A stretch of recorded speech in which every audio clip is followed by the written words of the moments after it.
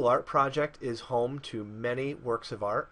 You can use the search tools at the top left-hand part of the screen to search through either by keyword, so you can type in an artist's name, the title of a piece of art, or even the museum where it is located, and you can find them. You can also search through collections, artists, artworks, or user galleries. If you go to collections, it's going to show you a list of all the different collections that the Google Art Project is connected to. Google has worked with people at these organizations to not only get this art uploaded, but to categorize it and come up with different descriptive information to go with each work of art. You'll see some institutions even have the Google Street View icon where you can actually click and go to that museum.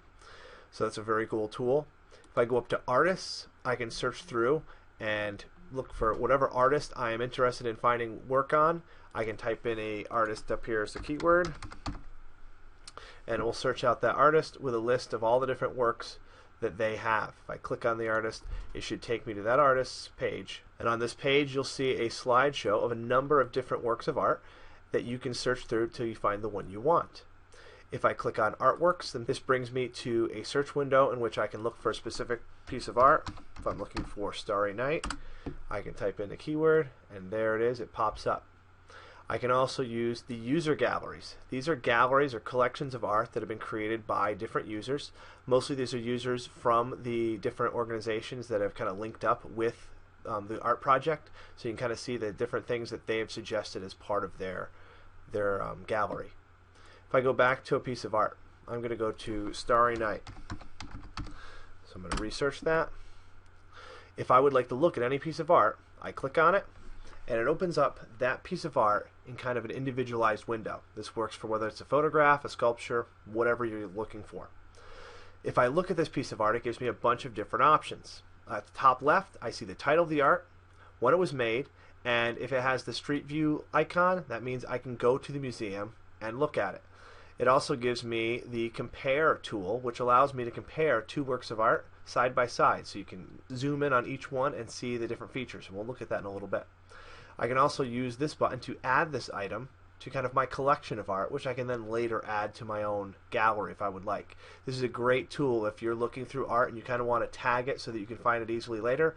By clicking this, it becomes part of your saved collection. If I click down here, I see I have a number of pieces of art down here that I've kind of tagged for looking at later, and there's Starry Night, so it'll be very easy for me to find. If I click Details, it should bring me a description of the work of art. Depending on the work of art is going to kind of determine how detailed the description you'll get.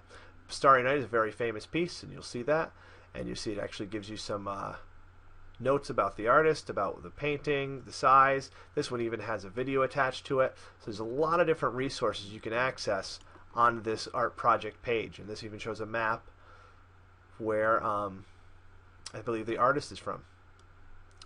Now the most impressive part is when you click on the painting, or if you zoom in and out. If I zoom in, I can zoom in and see parts of this painting that I can't see just from looking at a JPEG I found in a Google image search. As I look in, I can zoom, and I can even actually see brush strokes here.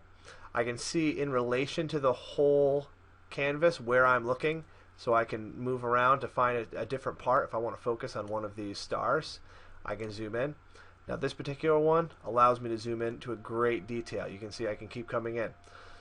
As I zoom in, I'm able to see the canvas underneath the paint. I'm able to see the impurities and the dirt that's collected in these tiny ridges in the paint itself. This is an unreal kind of level of focus or zoom that you can get on this work of art.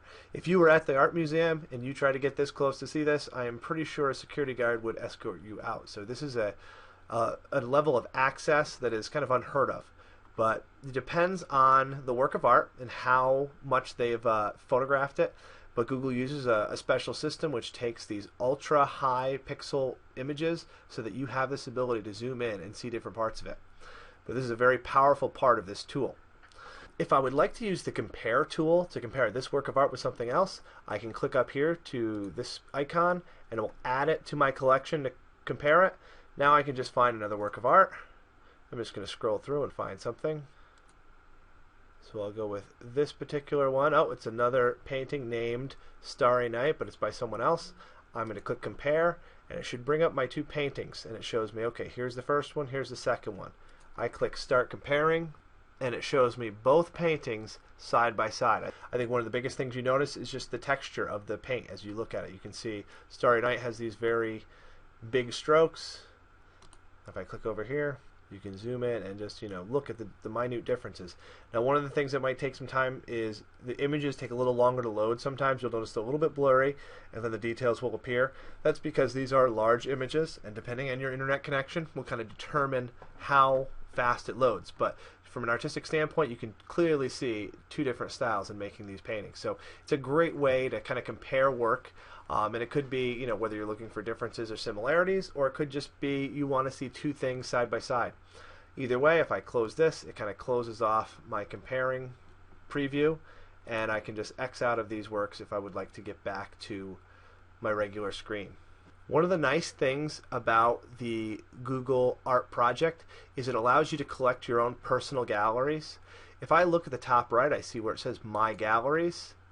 If I click that, you'll notice it's just to the left of your username. So this is attached to your Google account. So your account with the Google Art Project will be saved so that whenever you're logged into Google, you can access your materials.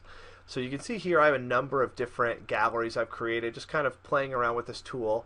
One themed around natural disasters, where it showed me some artwork from Pompeii, either one of the castings from a dog that perished in the eruption, along with a scene of the actual eruption. I found some photographs and some artifacts that have been created these had to do with the Odyssey. This was just kind of a random collection of interesting art that I found.